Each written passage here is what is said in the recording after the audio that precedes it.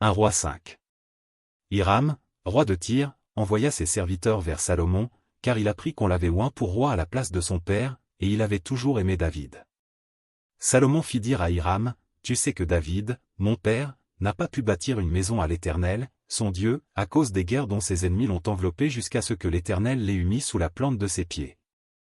Maintenant l'Éternel, mon Dieu, m'a donné du repos de toutes parts, plus d'adversaires, plus de calamités. Voici, j'ai l'intention de bâtir une maison au nom de l'Éternel, mon Dieu, comme l'Éternel l'a déclaré à David, mon père, en disant, « Ton fils que je mettrai à ta place sur ton trône, ce sera lui qui bâtira une maison à mon nom. Ordonne maintenant que l'on coupe pour moi des cèdres du Liban.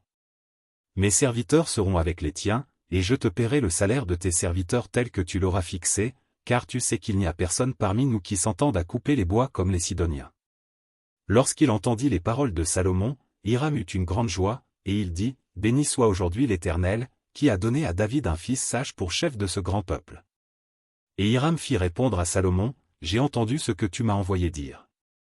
Je ferai tout ce qui te plaira au sujet des bois de cèdre et des bois de cyprès.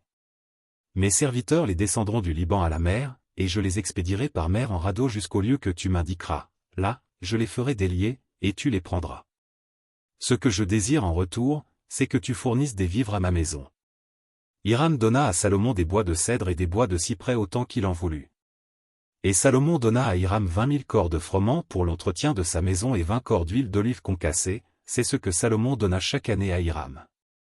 L'Éternel donna de la sagesse à Salomon, comme il le lui avait promis. Et il y eut paix entre Hiram et Salomon, et ils firent alliance ensemble. Le roi Salomon leva sur tout Israël des hommes de corvée, ils étaient au nombre de 30 000.